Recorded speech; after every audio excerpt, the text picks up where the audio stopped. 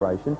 And what's happening with them now, because they're having to run much larger front wings, it's making the air not go into the radiator, so they're suffering overheating problems, for instance. So it's causing a lot of short-term problems, and I just feel that these regs have been brought in too quickly with not enough time to test them properly. Oh, no. Problem already. That's Beretta. Yeah, I've got to say congratulations, because what you said after that, when we really did, after the last time round, we put the regs up, it's been backed up by the drivers overseas talking about the problems that Formula One are facing at the moment. So, well read.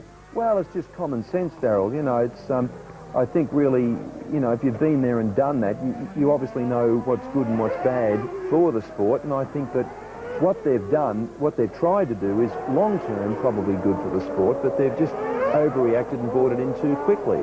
And I think now, right now, tonight, these cars are probably more dangerous and harder to drive than what they were like 2 weeks ago. There we have it from Alan Jones, of course, our former world champ.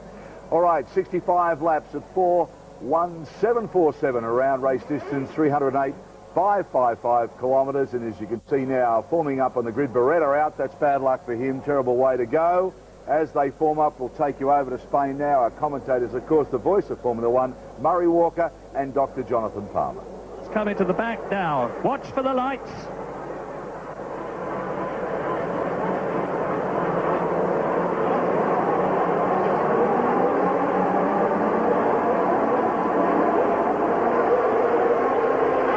Very long hold, but a very good start by Schumacher, who gets away well. Mika Häkkinen is up there alongside Damon Hill as they go into the first right-hander. Lacey going into the pit exit. Schumacher leads. Damon Hill is in second place. No change to the grid positions as they go into the left and right. Now climbing up to the Carbone in fifth gear. There's Damon Hill. Häkkinen is in third position. That's where he started on the grid. But Lacey is up into fourth ahead of Leto. Leto, who is in fifth position, it's David Coulthard, so he's up from ninth to sixth, the young Scotsman. There he is, and he's ahead of Rubens Barrichello and Martin Brundle as they stream round the left-hander. Now they're coming up to the testing part of the course on this first lap, because remember, they've got to thread their way through that tyre chicane. It should be easier than I thought it was going to be, because they're well spread out now as Schumacher leads. Hill second, Häkkinen third, Lacey Ferrari in fourth. Into the chicane corner they are coming now, and round the left-hander. Climb, climb, climb. They're doing about 150 miles an hour here. And there is Schumacher. You can tell him from Leto by the red flashes on the front of the Benetton. And they complete the first lap. Now, we'll see whether Schumacher is going to try and break away. Of course he is. Häkkinen is right with Hill. And Coulthard is just behind JJ Leto in sixth position. So, well, that was good to see a very clean start. That's just what Formula One needed, and no incidents whatsoever in that. That really was excellent. Schumacher out in front, and I think that unless he has any kind of mechanical problems, the reality of the situation is that he's going to continue to pull out that lead.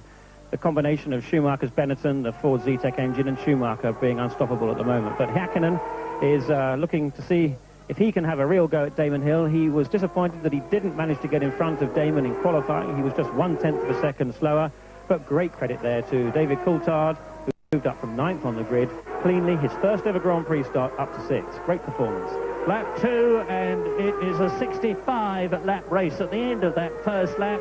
Schumacher led the man. You're watching Damon Hill going through the chicane for the second time by 2.5 seconds. You can see there's no way they can do anything other than go through one at a time in that chicane. One or two people tried to force someone aside in practice. Here's a replay of the start.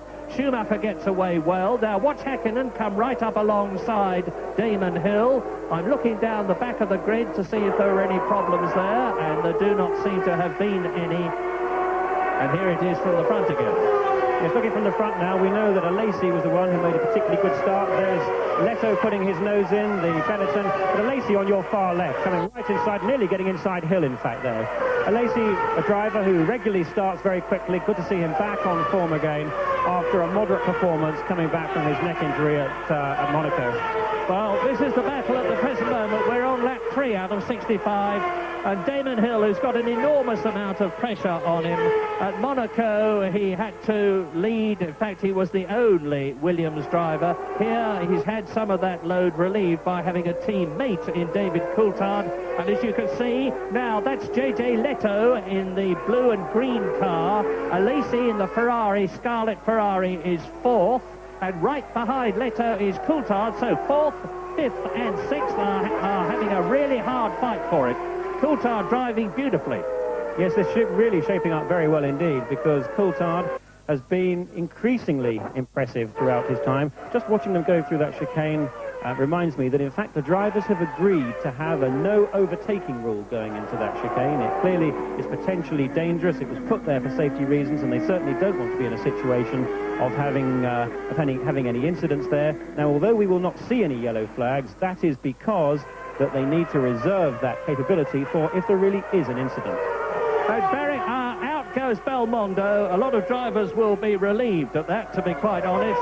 Belmondo only just qualified within the 110% rule, and he tends to get in the way once he's been caught, try as he may.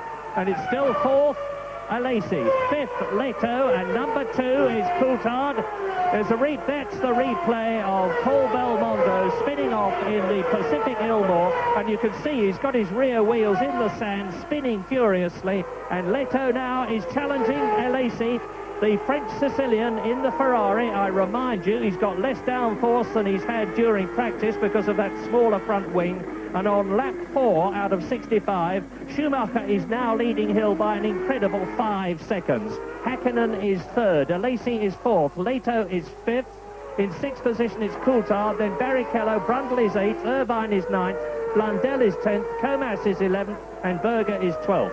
Now, one of the problems that Leto is going to have there, and David Coulthard, in following Alesi as we see just now, is that clearly the most likely overtaking point is on the main straight, but the Ferrari is the fastest car on the main straight. Alesi being some 5 miles an hour faster than the Williams car of David Coulthard, which is also 2 or 3 miles an hour faster than the Benetton car of Leto. And that's going to mean it's going to be difficult for either Coulthard or Leto to find their way past Alesi, who is undoubtedly just holding those drivers up at the moment. And 4 laps completed by the race leader. Now we're with the Williams Renault going down to the first right-hander, and this is the battle.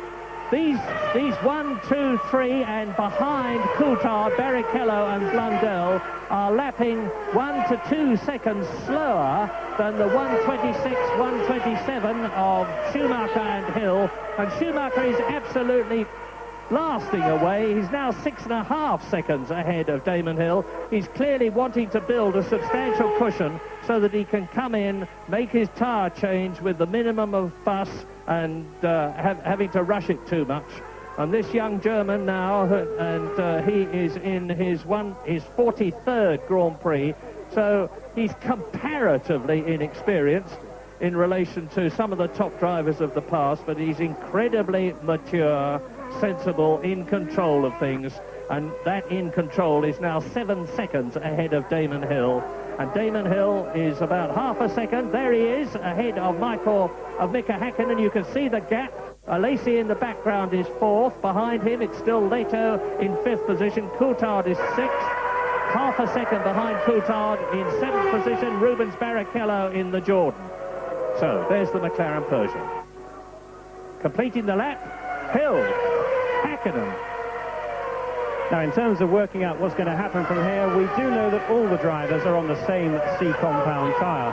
But because these cars have less downforce, they are sliding around more, tyre wear has increased, and that means that the number of pit stops they make is uncertain.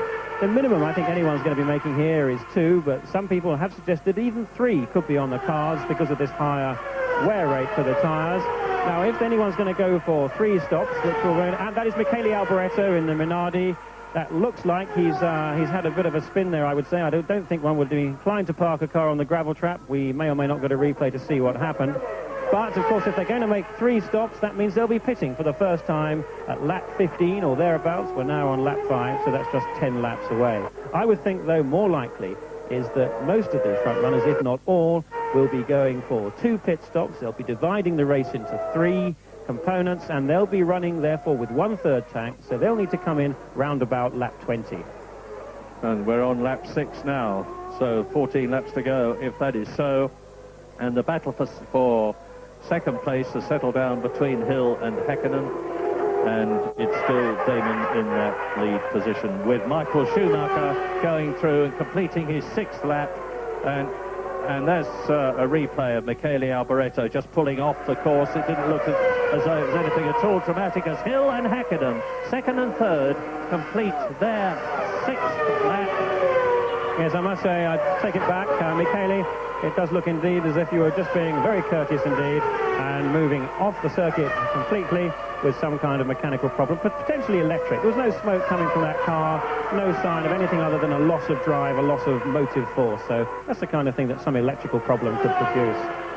Well, I'm interested. There are now 2 big gaps, even this early in the race, because there's nearly 9 seconds between Schumacher and the battle for second place that you are looking at. There is 5 seconds between Häkkinen and the red and white McLaren that we're with now, who is in 3rd position, and Jean Alesi, who is in 4th, with Leto and Coulthard right behind him. So, now, with Mika Häkkinen, the McLaren Peugeot, he's gone through the tyre chicane, now into the right and left at turn 10, dropping down a bit into turn 11. That's a 2nd gear corner. Now it starts to climb and swing left, which is where they are now, into the long Banque de Sabadell, which is turn 13. They go round that right-hander that they're approaching now at 130 miles an hour, absolutely blind. Drop downhill into turn 15. This is 155 miles an hour. This is where Montemini went off here and went into that tar wall you see on the left. And you can see that Damon Hill is starting to ease away a bit from Mika Häkkinen. The McLaren Peugeot was closer than that. It's still pretty close, and you can see the gap. There's the 4th, 5th and 6th, and then it's still Alesi, Leto, and David Coulthard in his first Grand Prix, 6th position on lap 7.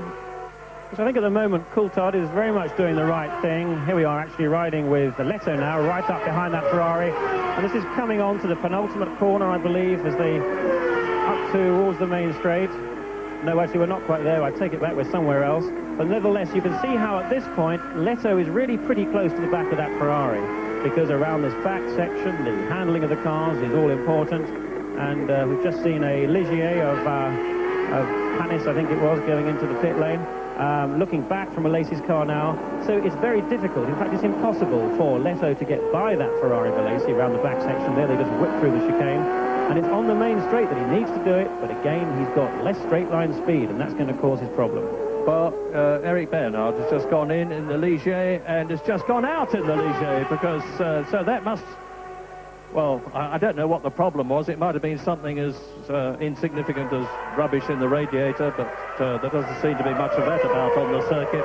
And whatever it was didn't take long to clear, and the battle for 4th still rages. And David Coulthard, of course, is getting some magnificent experience in his first Grand Prix, facing 2 talented men, Alesi and Leto.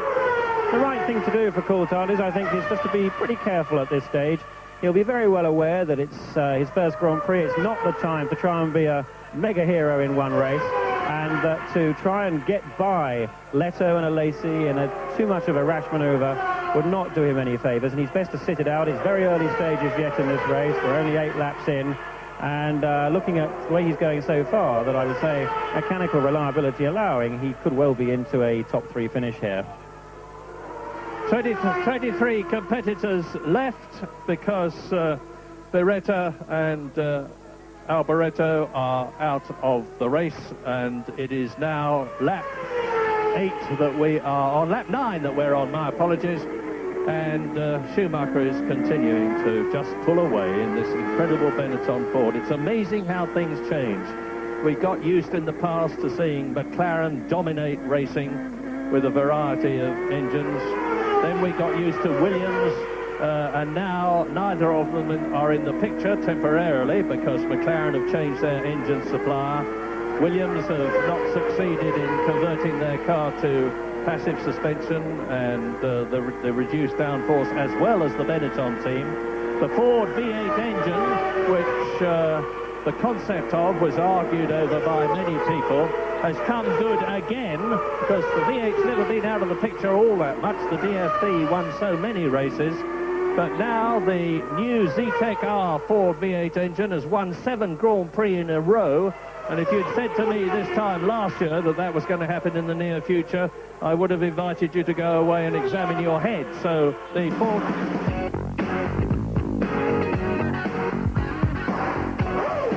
Marker Hill, Hakkinen, Alesi, Leto and Coulthard. They're the top runners. Let's go back to Murray and the good doctor. Changes are allowed to be with this button, which automatically enables the gearbox to run down through the gears. You can see the engine revs on the blue trace on top of the graphics there, with the amount of accelerator that he's using underneath. And again, you can see that a lot of the time he's on full accelerator now, 100%, backing right off in the corners, and then progressively putting it on as he comes out. And what you can notice too is that when the gears change up, the throttle or accelerator does not lift off, so his foot stays flat down. And on lap 12, Michael Schumacher has lapped Bertrand Gassot's Pacific Ilmore, which is in 22nd place. And no change there. It's comparatively spread out this early in the race. Schumacher, Hill, Hakkinen, Alesi, Leto, Coulthard, with, as I said earlier on, David Coulthard getting that experience as Mika Hakkinen has a look at Damon Hill going into the right-hander at the end of that long, long straight.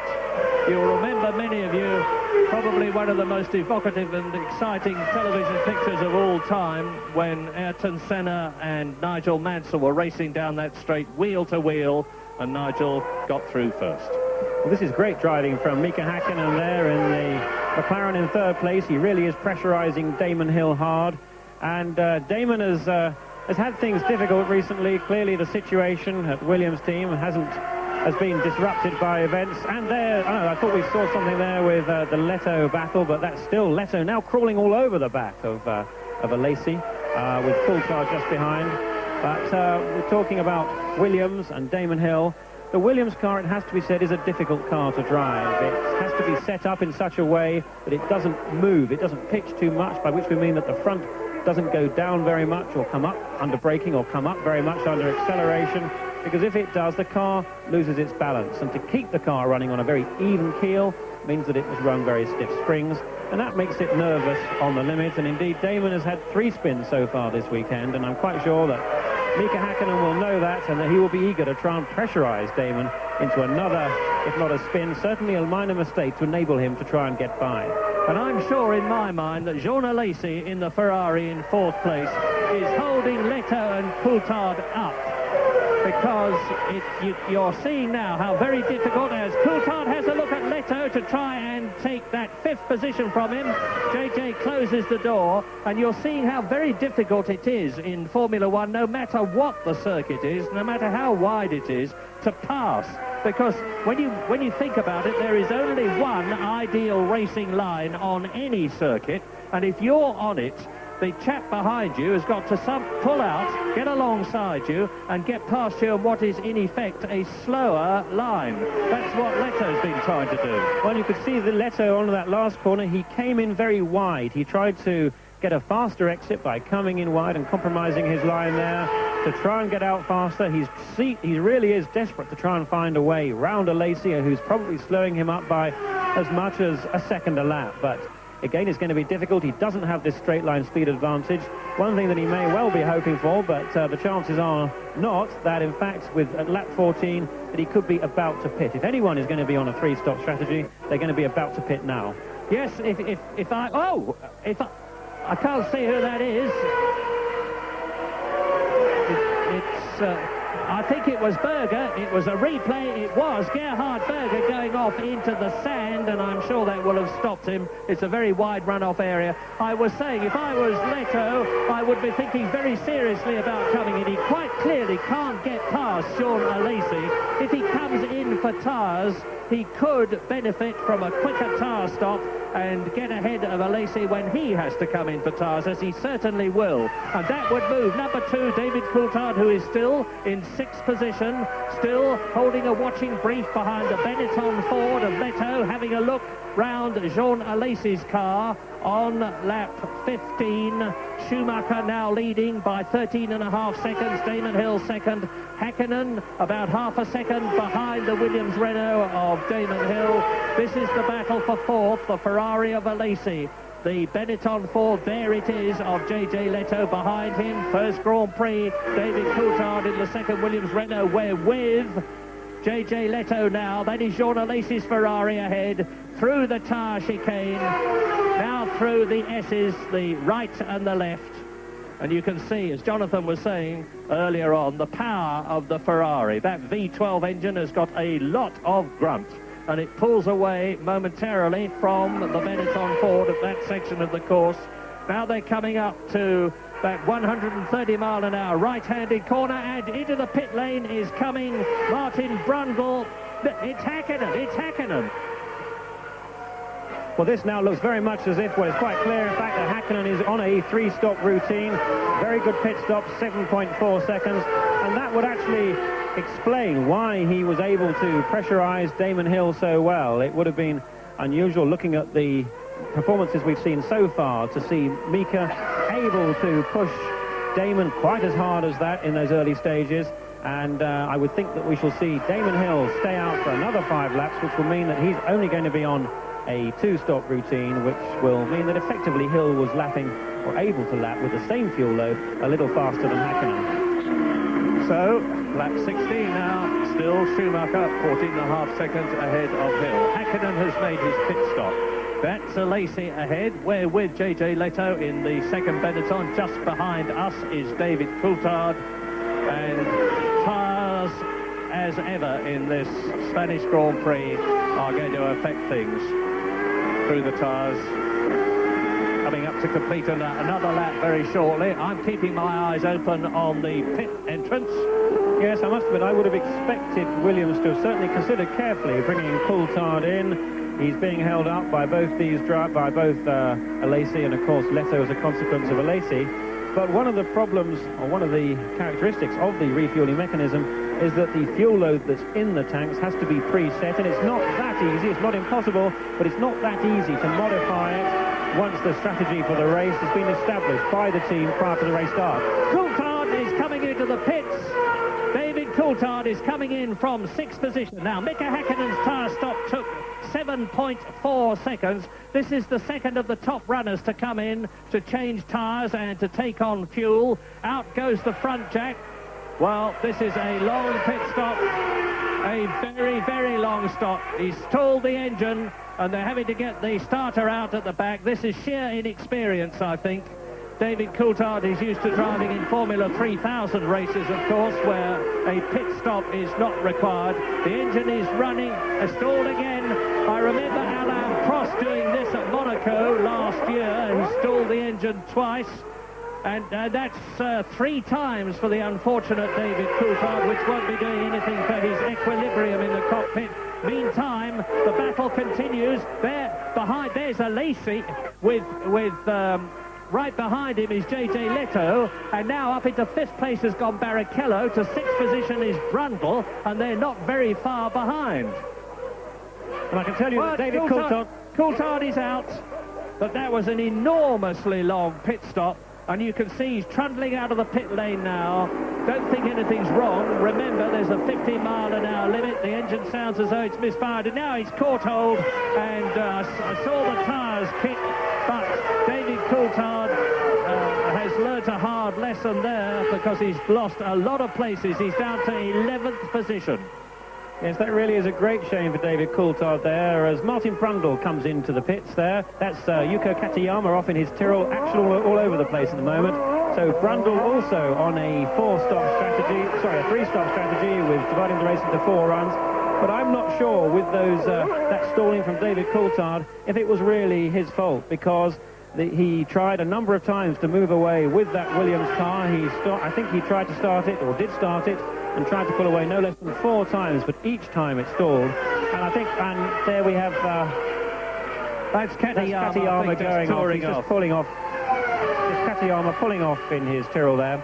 But Coulthard, I think, having a problem with an inherently difficult Williams car to pull away from the pits, and he was revving that engine, but still it stalled, and yet he knew there was a problem, so he would have been trying desperately hard to do what he could as a driver not to have it. So I think we've seen it before, we've seen it now. I think Williams do have a problem with that car not being easy enough to pull away from the pits with.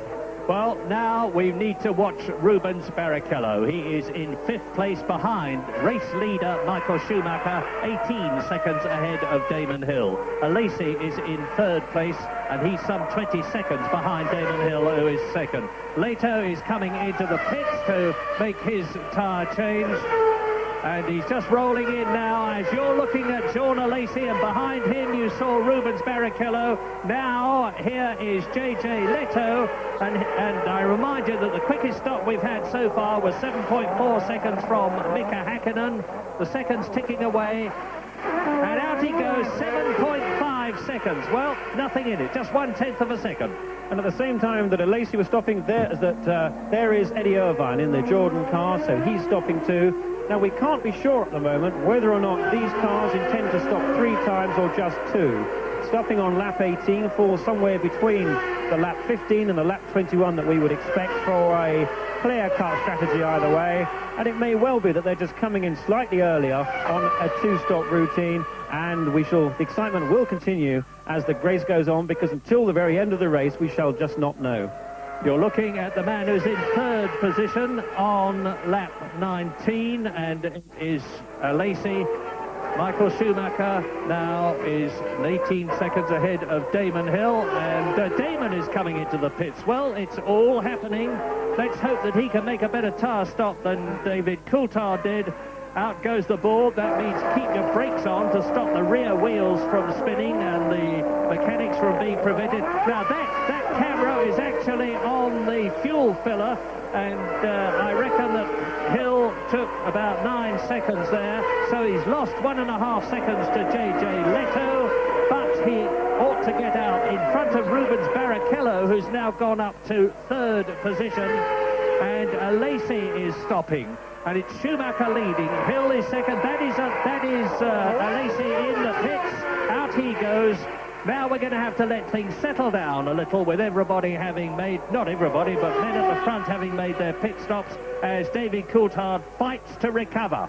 Another to stop at the same time was Mark Blundell in the Tyrrell. The Tyrrell team really going very well indeed these days, and perhaps one of the teams that have actually benefited from as Martini actually fitting in a Minardi as well. But Tyrrell have benefited, if any team has, from these changes. They appear to be more competitive, whereas a team like Footwork with Morbidelli and Fittipaldi appeared to have gone down the grid a bit, and that was the sort of thing we could expect to see. Well, poor David Coulthard that you were just looking at there is down to 20th place now. He has been lapped by the leaders, which is pretty demoralising for him. But this is his first Grand Prix. He's got a lot of mental fibre, and we are riding now with the Benetton Ford, and in the lead is Michael Schumacher, who has yet to come in, and his teammate JJ Leto has, as has David Coulthard, of course, as has Mika Häkkinen, as has JJ Leto, Eddie Irvine and Damon Hill. And on this, the 21st lap, Schumacher leads Barrichello, who is now up into 2nd position, the position that it's equaling his highest position, Rubens Barrichello, because he was running 2nd in the European Grand Prix at Donington in the appalling weather last year to his countryman Ayrton Senna. You're looking at the pit lane of Benetton with Flavio Briatore and Joan Villadel-Pra, who is the team manager. And now you look at Michael Schumacher, and into the pit lane comes the race leader, Michael Schumacher. Now, he's got a 44-second lead over Rubens Barrichello. We're with him. You're seeing this long pit lane entrance I was telling you about. He can afford, and his team can afford, his mechanics can afford, his fuel filler can afford to take all the time in the world and make sure that they make no mistakes. That, for instance, the car does not drop off the jack, that the filler does not stick. And because they didn't have to worry, they made a superb stop.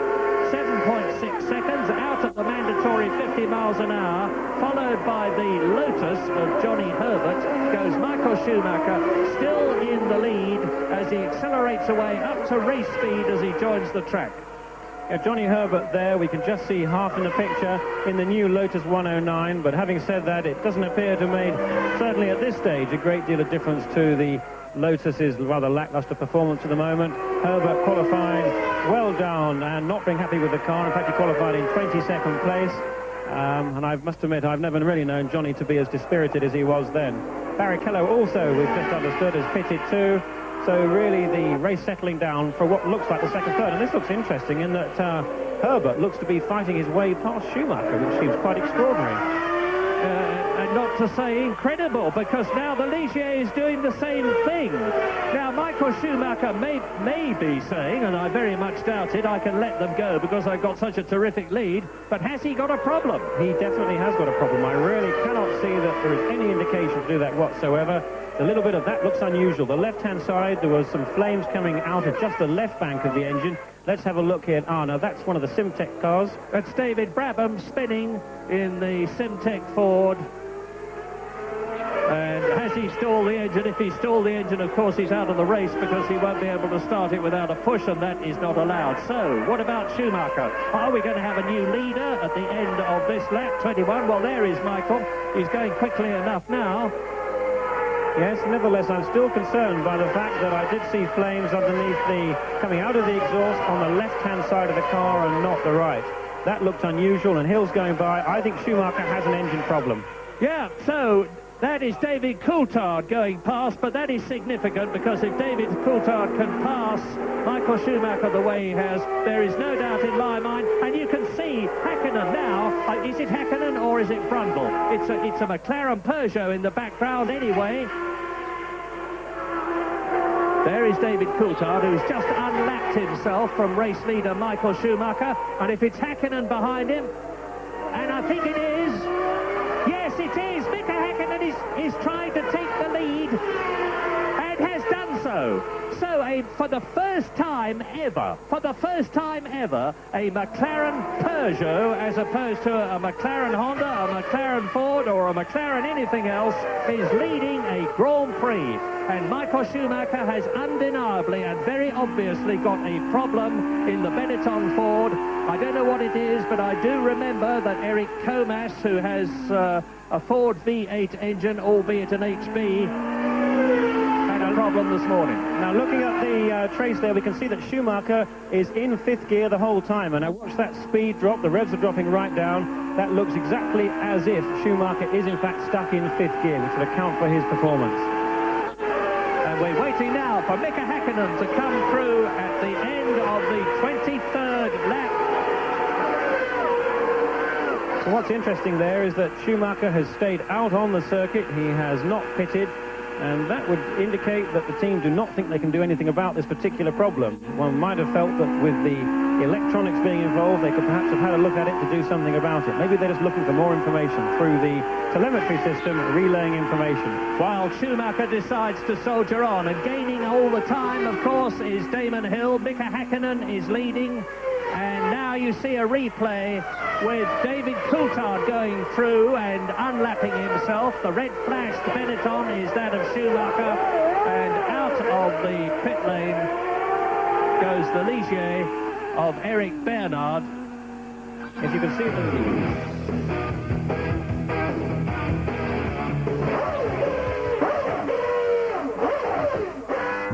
Welcome back, 26 to 65, Hakkinen, Hill, Schumacher, the top three now. Schumacher in problems.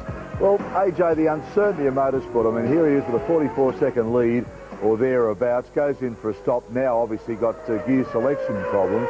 Incredible. It is. I mean, it sounds corny, but you can never, you know, at motor racing, you never know until the end of the race exactly where you're going to be. And with a 40-second lead 5 minutes ago, we're all sitting here saying, oh, God, here he goes, he's going to romp another one in. Now he's in more trouble than Speed Gordon.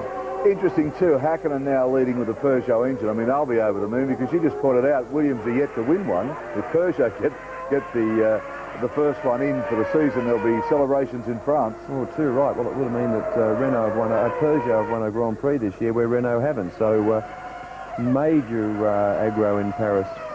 Your impressions of looking at David Coulthard? Well, I think he was driving fantastic. I think he was putting up a real good show, and as I said to you, I think he was poised to get past those two guys, but whatever happened to him in the pits has put paid to that. OK, comments from Alan Jones. We'll take you back now to Murray Walker and Jonathan Palmer. What's interesting there is that once David Coulthard is free of traffic, as indeed he has been for the last lap, he's really picked up his pace, and in fact he was lapping a second faster than Damon Hill, a 27.6 for Coulthard. A bit of traffic again has slowed him down again, and of course traffic does make a very big difference. And at the moment, we've got Hakkinen lapping in the 27s on 27.3, Damon Hill on 28.5, and the bulk of the traffic, bulk of the drivers down to about 10th place, lapping round about 1 minute 28, 1 minute 29, to put that into perspective.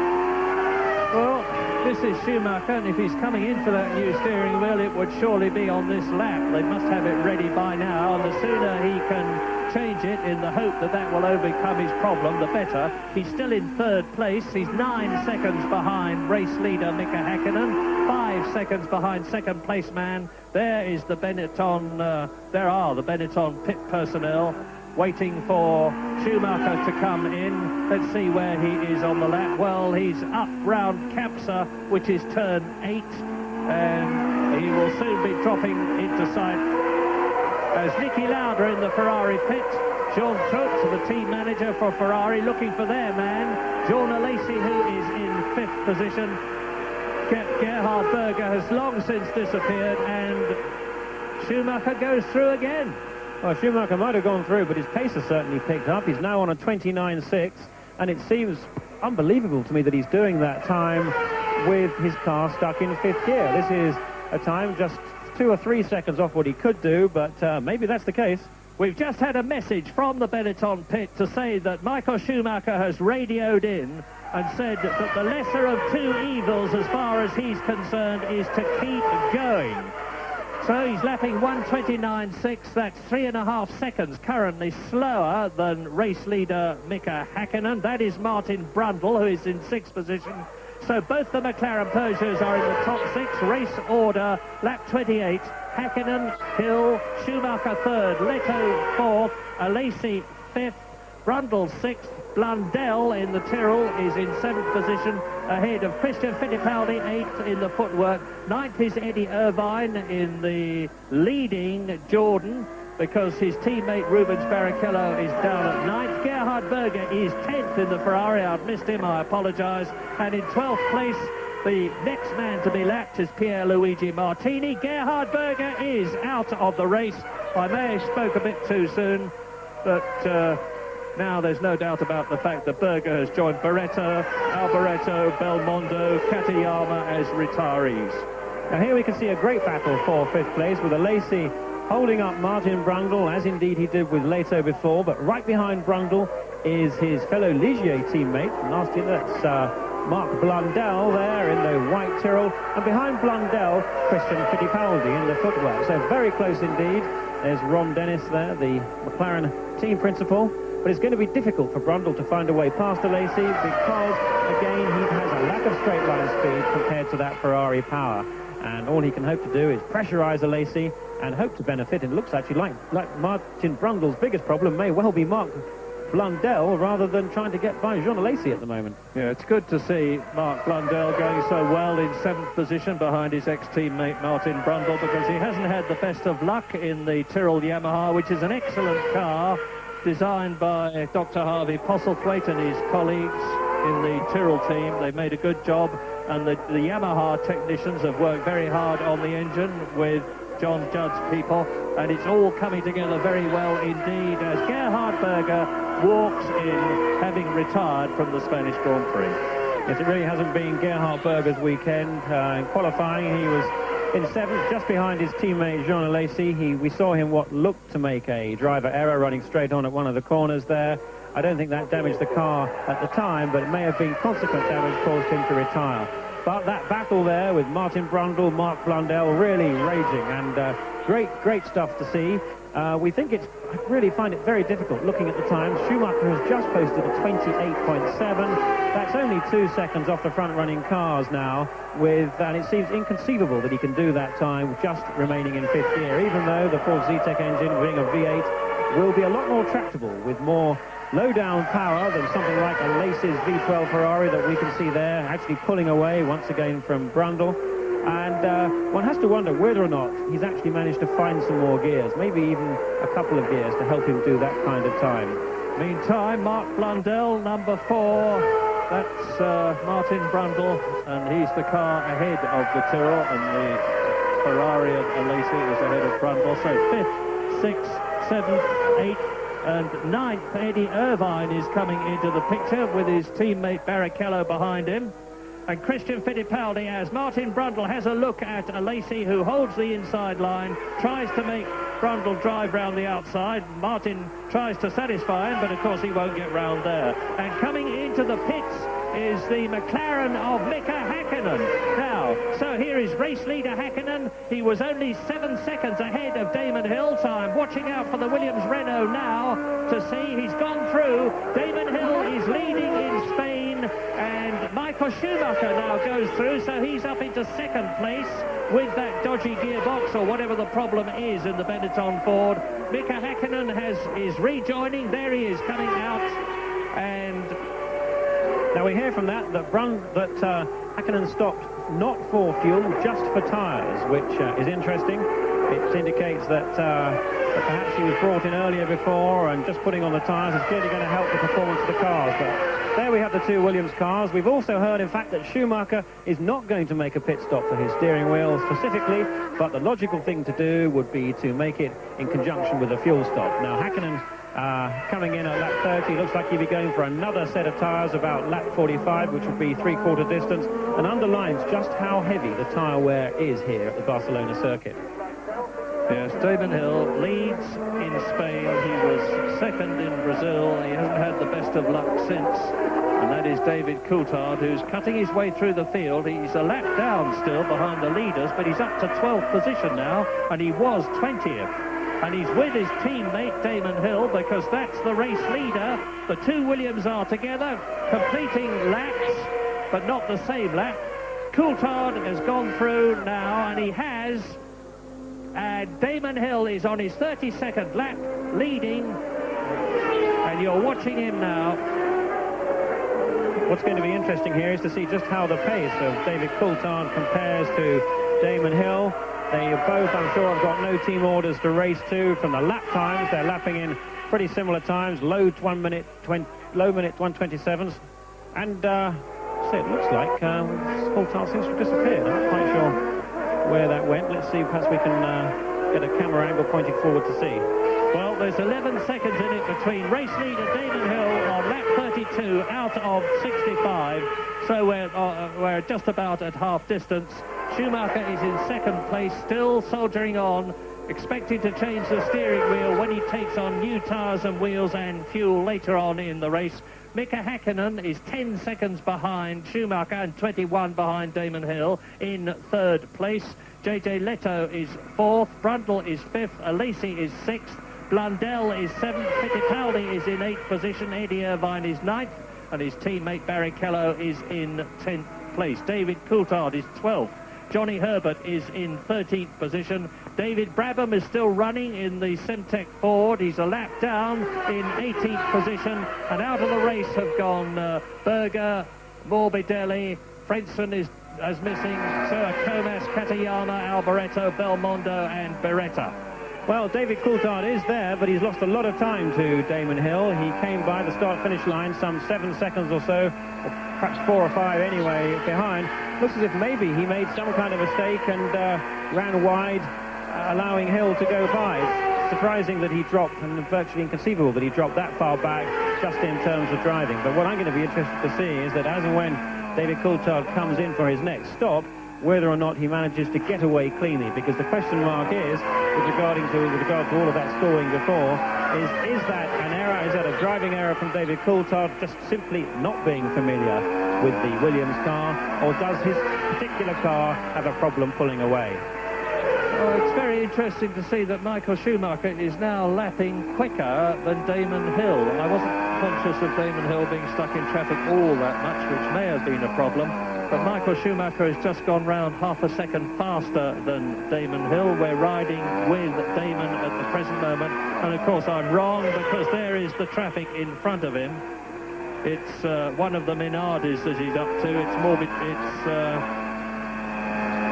It'll be Pierluigi Martini, the little Italian who had a lot of trouble yesterday and only qualified in 18th position. Over the line goes Martini, and up behind him and going through to lap him goes Damon Hill. Now, Michael Schumacher now is lapping as Coulthard comes into the pits. This is what we need to see just how he gets on, and he's pulled straight into the garage. David Coulthard clearly has had a problem there, and he knows it's terminal, and he's pulled out of the race. A great shame there for the Scottish driver having his first Grand Prix. That may or may not have had something to do with his starting problems. I did think that his Williams car seemed particularly difficult to pull away, and that could involve some kind of engine management system problem that could have affected both his stalling problem and indeed moving away and indeed retiring out of the race. And I freely apologise to David Coulthard in that case if it was not his fault that he was having that trouble getting away. Well, back to Michael Schumacher, because Schumacher is just 7 seconds behind Damon Hill now, and Schumacher is flying once again. 27.1 is totally inconsistent with being stuck in 5th gear. At worst, he may be missing 1 or 2 gears, but certainly my feeling is that he's regained all of the gears. Let's see now. Now we're riding. This is just what we wanted to see. What I'd like to see is the graphics come up now so that we can see which gear he's actually in. If it stays in 5th, I shall be absolutely amazed. Let's see also, watch what his left thumb does on that button, and that'll give us a pretty good idea. Well, we should see it move across, and we haven't at the moment. Now, we won't at this stage, this being the main start-finish line, but at the end of this straight, let's watch to see if Schumacher's left thumb hits that button at the end of this straight. If it does, then he's certainly okay, and I think it did, but we just lost it too soon. David Coulthard talking to David Brown, the Williams race engineer, talking about whatever the problem was. But he's got nothing to be ashamed of. He drove a fine race. And so is Michael Schumacher, because he's still only 7.8 seconds behind Damon Hill on lap 35 out of 65. And he's 10 seconds ahead of Mika Häkkinen in the McLaren Peugeot, with JJ Leto's Benetton Ford in 4th position. Well, Schumacher is not using that automatic change down button, the auto down change as we call it, but he can change down by using the switch behind his left hand there on the back of the steering wheel, coming down through the gears one by one. And I really feel that he must be doing that, because there is no way that he can be doing these times being stuck in 5th gear. But it would be wonderful to have those graphics so that we could get confirmation of that. Gerhard.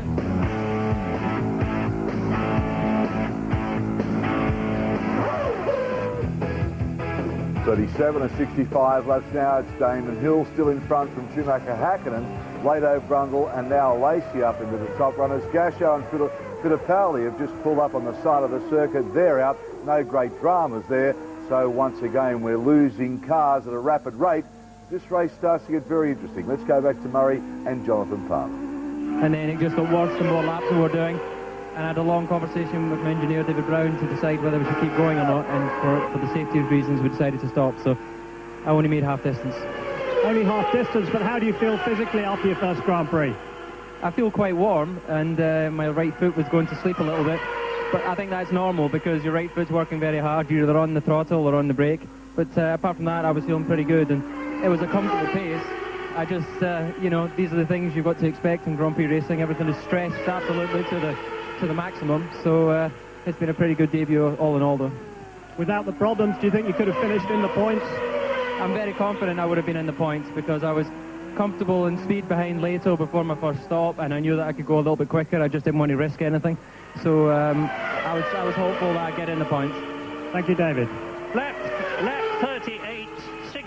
still running. 10 retirements of the latest, and you're looking now at David Brabham in the Simtek Ford, who is running 16th and last at the moment, 2 laps behind race leader Damon Hill, who is 10 seconds ahead of Michael Schumacher, still running with whatever the problem he's got in the Benetton.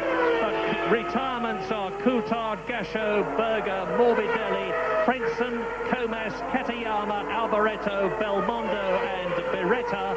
We're now on lap 38.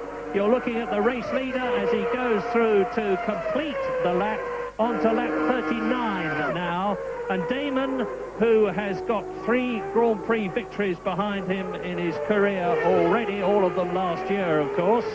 2 he nearly could have won in Britain and Germany, but for retirements, for respectively an engine problem and a blown tyre. And this is the battle that you're seeing with Alesi in 6th position ahead of Eddie Irvine, the man from Clonigh in Northern Ireland, who finished 6th in his first Grand Prix in Japan last year, driving for Jordan, and he's really giving Jean Alesi's Ferrari a hard time. In fact, it looks to me as though he's going past. He has, because Alesi has gone into the pits.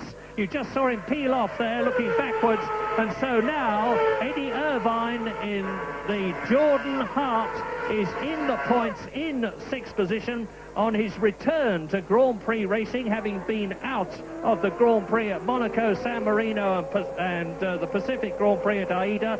You heard me say that Alesi had gone into the pits. There is the proof, and it's an 8.5 second pit stop for the Ferrari, which goes out.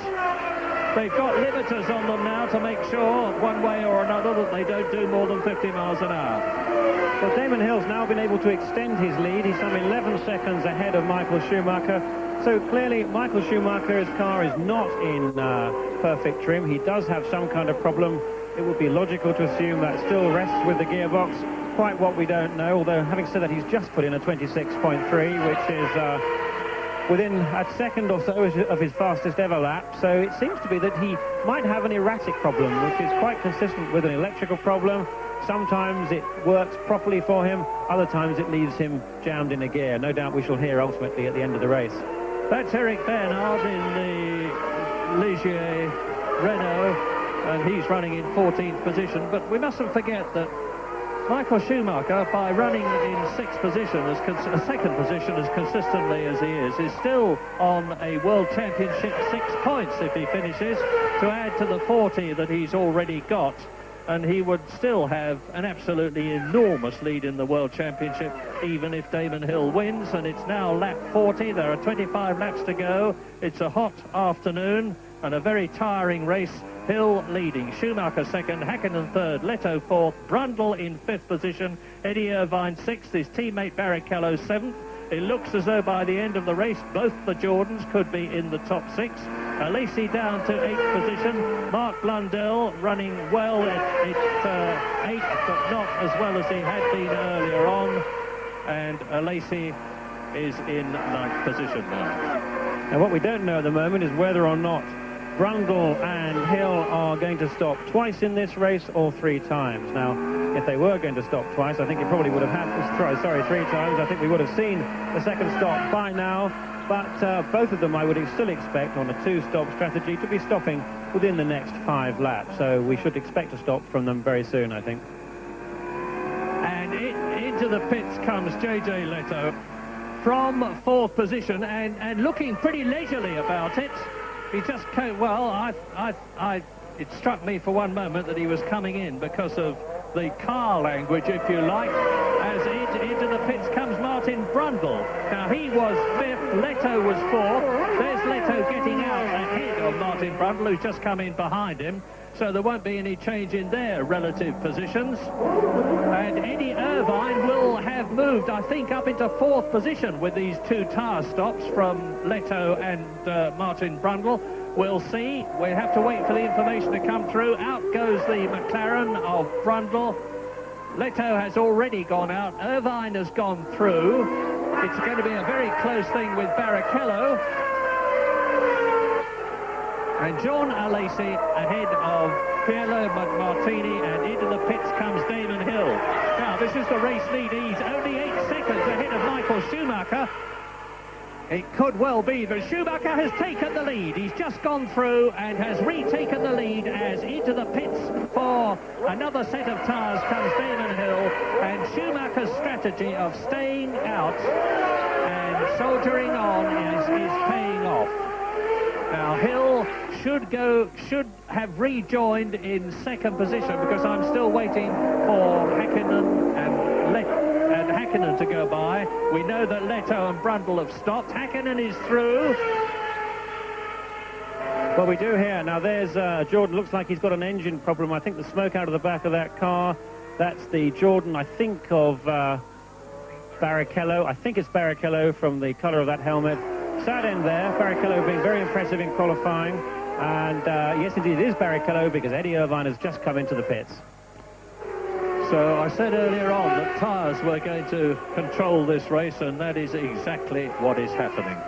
As we look at Schumacher there, we do have a report from the pits from Rory Byrne, one of the technical experts, with Benetton, that he is still stuck in 5th gear. I do find this very hard to believe, and in fact, I would go so far as to say it's actually impossible, and one does wonder whether or not the telemetry indications that they're getting are also incorrect as a result of whatever problem it is. So it gives them the impression he's stuck in 5th gear, us the impression he's stuck in 5th gear, but in fact, surely he must have a few gears, but maybe if he hasn't, it is an absolutely remarkable performance.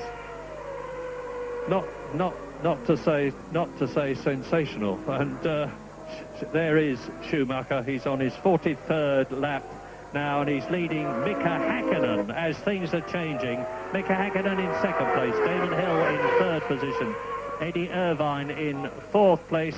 And if this seems strange to you, remember that you have seen some of the drivers come in to change tyres. You haven't seen all the ones that have been in, and that's what's causing the changes. But whatever, with 2/3 of the race completed, you're looking at the leader, and it's Schumacher. Now, the man who has not stopped for a second time is that man, Michael Schumacher. And what's going to be very interesting is to see how he's going to cope with actually a pit stop. If he's only got 5th gear, getting away in 5th gear is going to be nigh on impossible. Clearly, he may be delaying it. We know that he's got another stop to make. He won't have had enough fuel on to complete the balance of the race distance. So it'll be interesting to see how the team cope with this particular problem. Well, Comas and the LaRouche uses a Benetton gearbox. You can see that the car is very loose on corners. It's twitching considerably as Schumacher goes round, and I think that's a lot more than the loss of downforce as a result of the new regulations. But I remember that Comas had problems at Monaco using a Benetton gearbox, and they actually had to start it from the pits. That'll be Johnny Herbert, I think, out of the race in the Lotus. And they started, yes, here's a replay of it coming up. The Lotus spins out, and this is another indication of how difficult it is with less downforce to get the right balance for a car and to get the cornering speeds right. And that particularly applies with the loss of traction control. And that is Eddie Irvine making very heavy weather of the chicane. So it's all happening at Barcelona. And in view of that, let me just recap the positions for you on lap 44 as you watch race leader Michael Schumacher, who is now 5 seconds ahead of Mika Häkkinen's McLaren. I think there must be oil on the track, or something has happened, because the lap times have all dropped substantially. They've dropped down to a 1 minute 32 for Schumacher and Häkkinen. That's 5 or 6 seconds slower for the bulk of the drivers. And it could well be that that's coming from oil somewhere on the circuit, and that would need to be in a pretty major way. So, Schumacher. There's definitely something developing here, because that twitching that we saw from Schumacher, he was obviously either not happy with the car, he could have been trying to swirl the car around to get some fuel in, he was trying to do something. So we can't quite see the cause yet, but I'm sure we will very soon. And Mika Häkkinen in the McLaren, he's seemingly got no problems. And Häkkinen, who has finished already in 3rd position at the San Marino. So, down to the right-hander at the end of this nigh on 200-mile-an-hour straight goes Mika Mika Häkkinen chasing Michael Schumacher, who has still got to come in. We think, I say we think, because although I was sure when this race began that the Benettons would be making 2 tyre stops, in view of their tyre strategy in the past, it's not inconceivable to me that Michael Schumacher will try, and it would be very difficult indeed, to go through on his second set of tyres without changing to a third, particularly in view of the problem he knows he might have getting away from the pit. But if he does...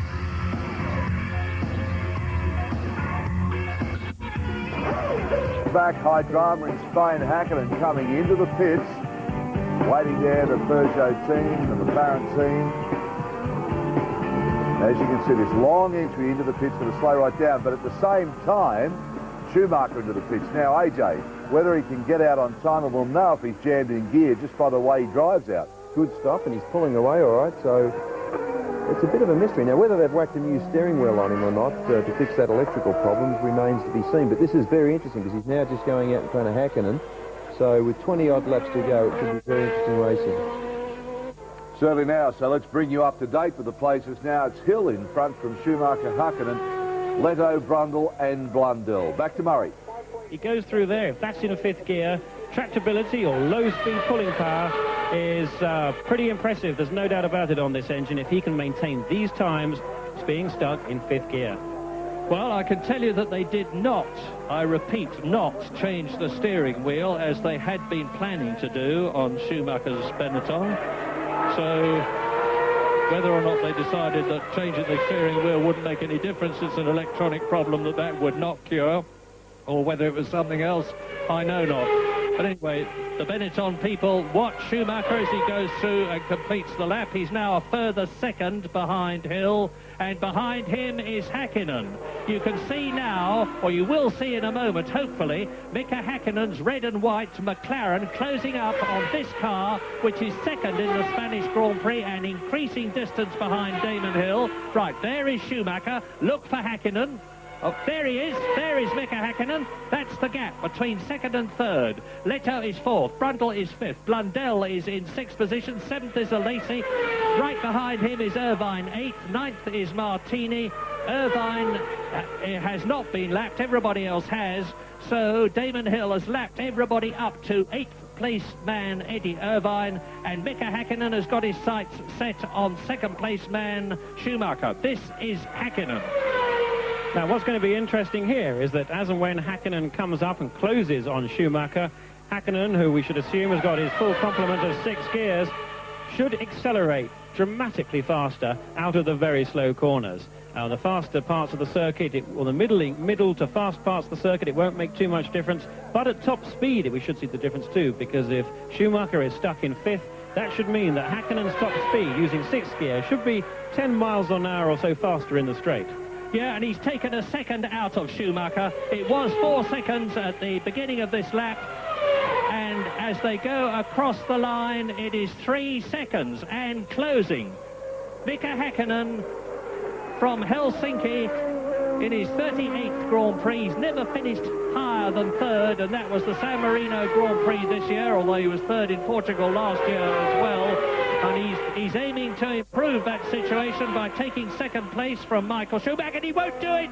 He won't do it, because it looks to me as though his engine has well and truly blown in vision. Out of the Spanish Grand Prix goes 3rd place man Mika Häkkinen. That will promote to 3rd position JJ Leto. It will promote Martin Brundle to 5th position, and I would hazard a guess that the Peugeot engine, which has been often overheating in the past, may have done so again. Yes, I think you're absolutely right, Murray. Clearly an engine blow up there for Mika Häkkinen. It was white smoke out of the back and not blue oil smoke, and I cannot see any evidence of any oil streaming from the back of that car.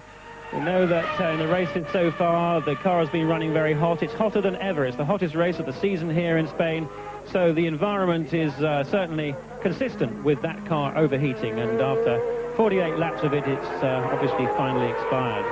Well, this looks like being Benetton's finest hour for a long, long time, with JJ Leto up to 3rd position. We haven't seen all that much of him in the race. We're actually watching a more relaxed Michael Schumacher now, because if he could see Mika Häkkinen in his mirrors before, he certainly can't see him now, and that will make him feel a lot better. He's now 7.5 seconds behind Damon Hill.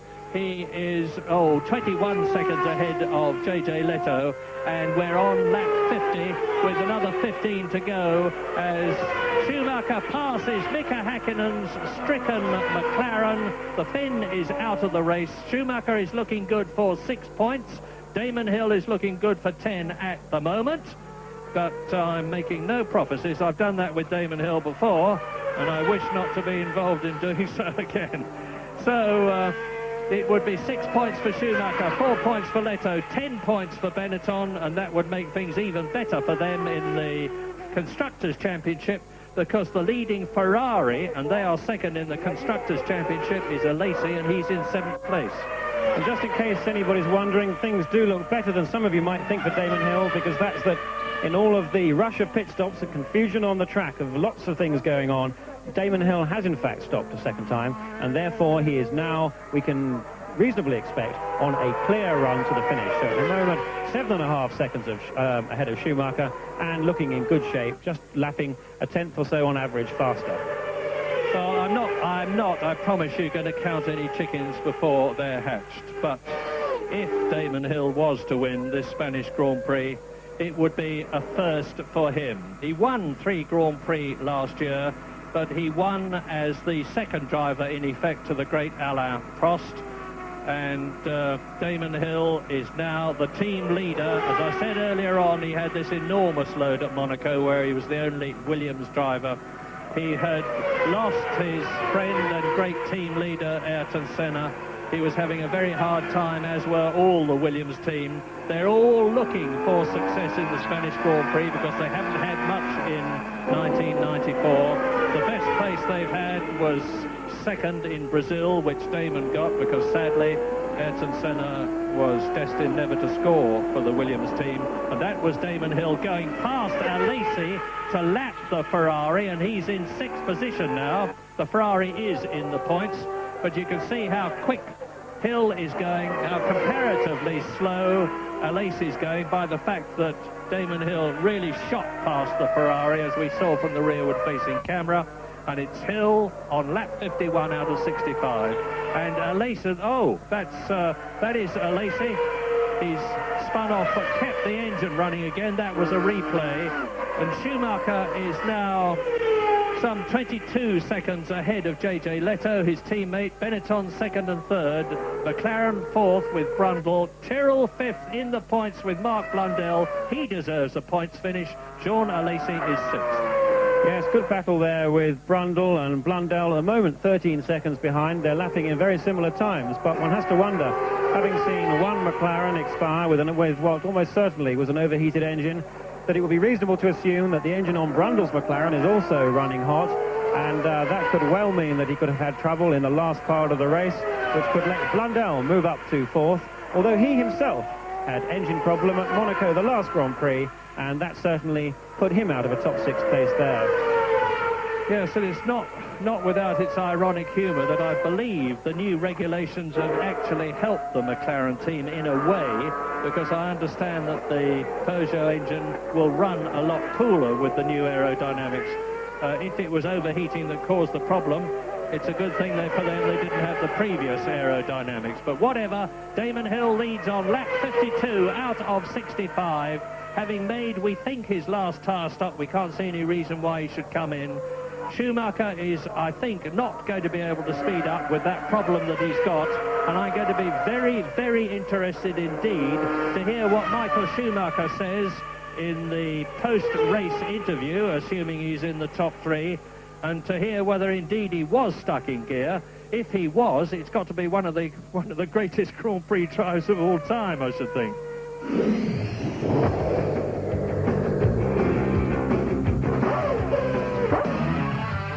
54 of 65. It's Damon Hill out in front. Keep your fingers crossed for the Williams team. Can they get up for a win this season? Schumacher with a great drive. Our information is that he is stuck in gear. I'm not sure which one, but it has been an incredible drive. or down at the appropriate points. Now, luckily for him, there aren't any second gear corners that have to be taken. There's one corner here that needs to be taken in second, but can be taken in third. So that means to say that he's stuck in top gear instead of being able to go round some corners in third gear. But it's still a superb achievement. And this is David Brabham. Is he losing it in the Simtek? No, we weren't looking at that. We were looking at this. And it's JJ Leto. JJ Leto retiring the Benetton, so it is not to be Benetton's finest hour for a long time. They've got one car left in the race, and now Alesi goes up into 5th position, the lapped Alesi. The race order on lap 55 out of 65 is Hill leading the stuck-in gear Michael Schumacher, driving an astounding race. Martin Brundle is up into 3rd place, having finished 2nd at Monaco. Mark Blundell is up into 4th place. Alesi is 5th. And the gallant little Italian Pierluigi Martini in the Minardi Ford moves up into 6th position. And Hill has lapped everybody up to 4th place. Mark Blundell, who is in the Tyrrell Yamaha in 4th position. And Damon Hill basically now has got to keep it rolling, but keep it rolling fast, because Michael Schumacher is still keeping up a very, very respectable speed indeed, to put it mildly.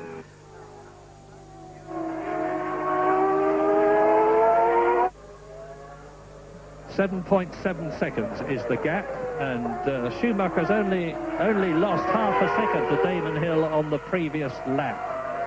So is Martin Brundle going to finish for McLaren in the points for the 2nd time in succession? He will have driven at the end of this race 5 races for his new team, having exhibited a great deal of moral fibre in sticking out for the McLaren seat during the winter when there was no guarantee that he was going to get it. And Damon Hill is driving on, and he will be kept very closely in touch with what is happening in the race through the pits-to-car radio and through manual signals as he completes each lap. As he goes past his pit position, they'll hang out the board saying P1 and show him the gap. And the gap at the moment, as you can see, is 7.7 seconds. Well, let's just hope that he keeps that, or certainly sufficient to the end of the race, with another 9 laps to go there. And this is going to be a great boost to Damon Hill. It hasn't been an easy weekend for him. The problems that he had at Monaco, being the lone driver, there's Leto's car there, being the lone Williams representative at Monaco, being out at the first corner, no result for the Williams team there. And then here, having a few problems in qualifying, more problems this morning in the warm-up when he spun off, which I'm sure caused him some embarrassment. But it's all come together when it really mattered, and that's in the race. He's pulled out slightly now, 8.5 seconds ahead of Schumacher. The traffic thinning out, so I really don't think that the traffic will play any major part in that. So hopefully he's got the legs of Michael Schumacher, but what a performance from the German, who we're now riding with. There are some 6 corners on this circuit where normally 3rd gear would be used, and for Schumacher to be stuck in 5th gear is rather like any of us trying to drive around in a very twisty section of road, being stuck in 4th or 5th gear ourselves. And apart from meaning that the low-speed acceleration is going to be much less, it also changes the handling characteristics of the car. When he's used to having the engine revving highly in 2nd or 3rd gear to balance it, he's now not got that, and he's adapted masterfully, although we should expect nothing else. And I think his maturity that he's got this year is reflected too by his decision not to come into the pits early, not to make any rash pit stops and panic, to keep out there, and it looks like it's going to really pay off.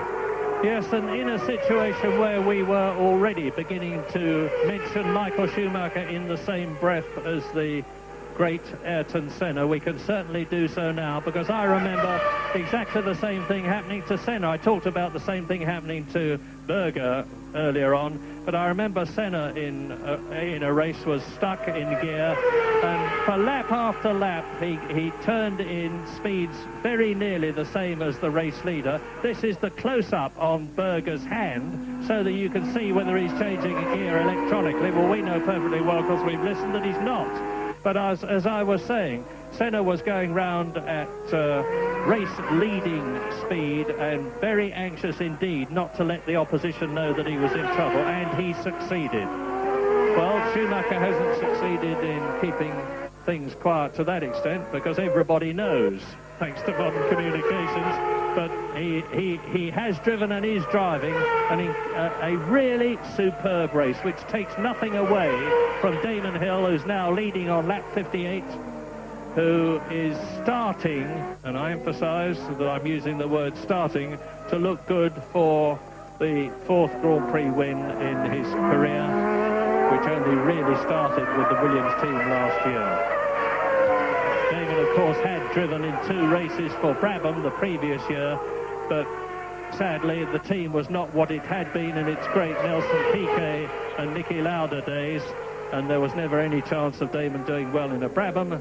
And then when he got the Williams drive, in the same way that David Coulthard got the Williams drive here today, by being promoted from the team's tester, he showed us what a fine driver he had been all the time, but had not had the equipment to demonstrate his skill.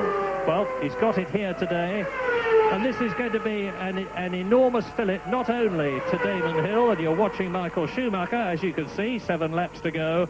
It's going to be an enormous fillip not only to Damon Hill's self-respect and confidence, but also to the Williams team, because understandably, after the tragic loss of Ayrton Senna in such dreadful circumstances, the team was demoralised. They had lost one of the greatest drivers of all time, and they've had to pull themselves together, which they've done magnificently, and try to overcome the problems of a car which has been a lot more difficult to control than we thought it was going to be, looking at the history of the Williams team in the last couple of years when they had active suspension.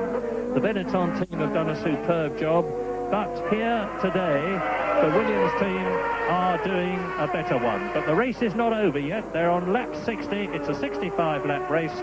We're watching Schumacher. He's coming up to lap David Brabham's Simtek. And once again, the Simtek has proved to be reliable, because David may be running last and he may be 4 laps behind, but he is running. Well, with 6 laps to go, Damon Hill there is 10 seconds ahead of Schumacher there. Interesting to look at the relative rear wings, as we got a little bit of a time there. That dihedral shape, which means that it's an upside-down V on that intermediate wing on the Williams, is quite distinct to that car. And then when we go back to the Benetton and Schumacher, you can see just how the full width of the rear wing, or the depth of the rear wing, I should say, is taken up with aerofoil shape. The team's being desperate to try and regain as much downforce as they can by literally putting on more wings, bigger wings, to try and recover some of that downforce, because ultimately they want to get as much as they can. They need the lap time, and that looks like Martin Brundle. That surely must be Martin Brundle, and it looks like he's driven off the circuit, and it'd be very difficult to conclude anything other than, as we suspected. Let's have a look here. There we are, a copybook performance, and indeed in the back's alight. Now that means that there's some oil that's caught alight there. Oil caught alight, the back of the car well on fire as he pulls off, and he'll want to be very quick to get out of that, although he may well not know that the back end was alight. Here's a replay. The engine blows a burst of flame from the back, which of course Martin will be very well aware of, because he will see bright yellow mirrors in front of him all of a sudden. He expeditiously and sensibly pulls straight off the circuit at turn 1. He probably knows that there is a fire post there, although unfortunately it looks as though it's not necessary, and already he's being pulled off the circuit. Now lap 61, and Damon Hill is leading Michael Schumacher by 12 seconds. Things are looking good for Damon. I was going to say, if you've got a Union Jack handy, get ready to wave it, because there are 3 British drivers in the top 4.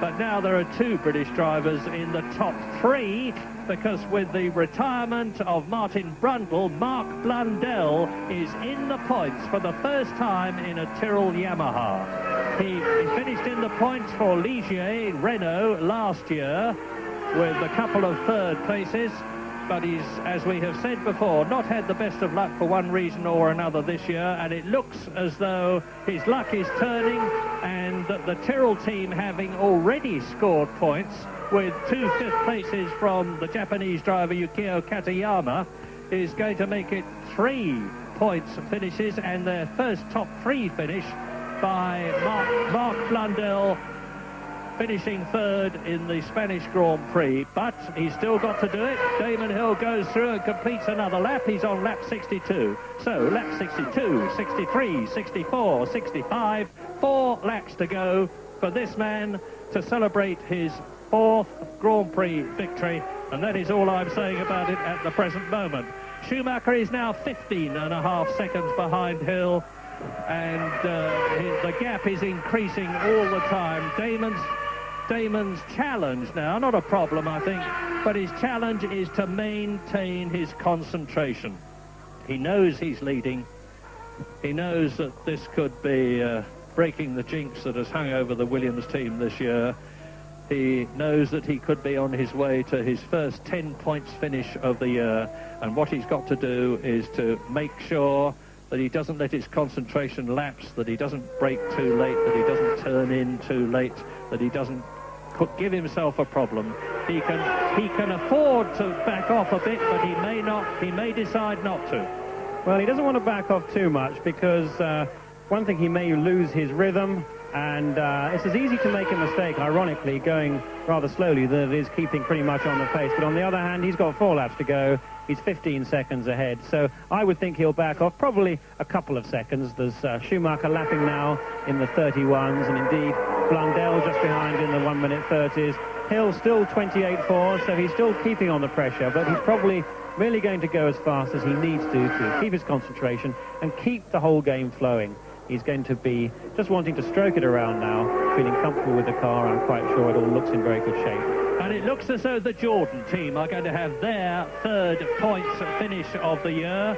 Rubens Barrichello having already had a 3rd and a 4th place, because Eddie Irvine in his return Grand Prix is now in 6th position, 1 lap behind, so he's got a lap less to go than Damon Hill, because as soon as car 0's driver sees the checkered flag, everybody else will. So that means that Irvine, Alesi and Martini, who are respectively in 6th, 5th and 4th places, have got a lap less to do than the top 3, who are now Damon Hill on his 63rd lap, 17, nearly 18 seconds ahead of Schumacher, who is 2nd, on his way to a magnificent 6 points, and he stays there, and Mark Blundell, who's the only other driver on the same lap as Damon Hill. And it's going to be a very jubilant Tyrrell team indeed. It's been a long time since a Tyrrell has been on the rostrum. And as my old team, 3 years racing with Tyrrell in 87, 88 and 89, I'd be delighted to see them come back. They've been going very well this year. We said that they've made good use of the change in regulations, that it's worked out well for them. And the impressive performances we've seen from Tyrrell this year. At Monaco, they were looking good. Here, looks to be on the verge of being translated to a firm top 3 rostrum finish, and that would be absolutely superb. And Damon Hill is on his 64th lap, his last lap but 1. So therefore he now has less than 6 miles between him and the checkered flag for victory in Spain. The 4th time he will have seen that checkered flag as the first driver to finish in the race. And he has driven an immaculate race under, as we have stressed, terrific pressure.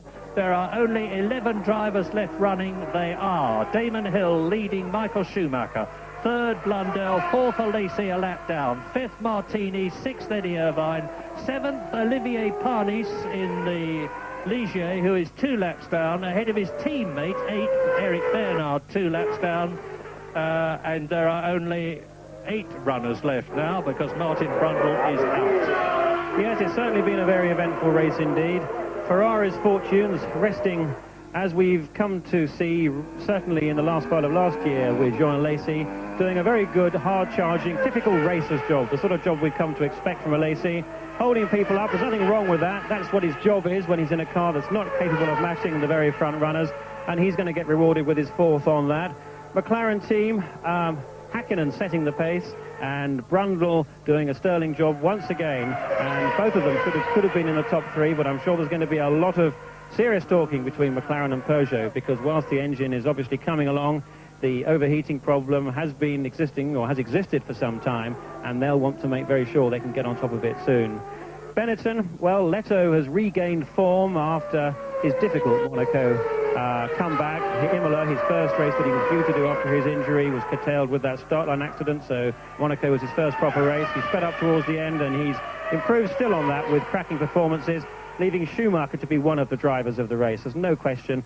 finishing in second place with 1 gear for 2/3 of the race is a truly remarkable performance from the Williams team. Good things to come, I'm quite sure, from David Coulthard in the future. We've seen a taste of that, but this is the man who's the man of the race. This is the man who's going to win if everything goes his way for just a little bit longer. Well, if you've got your fingers crossed for Damon Hill, you can soon start uncrossing them. I say soon because, as you can see, he has cleared the chicane. He has gone round turn 10 in this 15-turn lap. He's dropping down now to turn 11, that third gear, 60-mile-an-hour left-hander. Now he's climbing towards the long, looping turn 13, the Banque de Sabadell, up into fourth gear. Then the 130-mile-an-hour blind right-hander. This is it. He is now dropping down the final descent to the final corner of the Spanish Grand Prix, which Damon Hill wins. And there is a surge of excitement and joy in the grandstand around me because it is full of Renault supporters. They're all wearing yellow caps. And Renault have now won a race, and they must have been wondering when they were going to do so, because the Ford engine has won has won all the races this year, as Michael Schumacher finishes in second place. Indeed, the last race to be won by a Renault engine was the Italian Grand Prix, which was the 13th race of 1993. So it's a very, very welcome sight for all sorts of people, for people in Britain. And in Formula One these days, Michael Schumacher on the podium. Fantastic drive from him. Damon Hill, well, AJ, all he can say is I think the whole motoring world would be happy for that win. That's right, Darryl. Not the most exciting Grand Prix I've sat down to, but a fabulous result for Williams, and certainly one that'll be a great morale booster for them, and they surely do need it. But a great drive by Michael Schumacher. I mean, to drive that quickly and consistently with that gear problem that he had was really a great drive. Yes, certainly was. So we'll recap the results for you, and there we go. Okay, Damon Hill, a great win for Williams. Schumacher in second, consolidating that World Championship lead that he has. Mark Blundell third, Lacey fourth, Pierluigi Martini and Eddie Irvine back in the Jordan for a championship point in sixth position. Now, Michael Schumacher continues on his romping way with 46 points over Damon Hill, Berger, Lacey, Barrichello and Larini and Brundle equals sixth with 6 points. The Benetton Ford continues to romp away in the Constructors' Championship from Ferrari, Williams Renault third, Jordan fourth, McLaren fifth and Tyrrell in sixth place. And don't forget, too, we've got Indianapolis 500 live exclusive here tonight as well with the sports. That's coming up in just a few moments' time. And that will be one of the greater... Just recapping now, I mean, Schumacher really is in a healthy position. Do you think, apart from Williams, anybody else can throw a challenge up now? I mean, can Ferrari do anything with these new regulations? Well, this is the problem now with all the new regulations that are coming in. Anyone that had sort of a program set out to follow, that's been interrupted. And Ferrari were actually looking quite good, but now that the new regulations have been thrown in amongst it all, it's anyone's game, really. Okay, so Formula One at the moment in a development stage, you could say. We'll take a break, come back with probably the world's biggest one-day sporting event. 500,000 people at the Brickyard for the Indianapolis 500 live, right here on 9. Stay with us.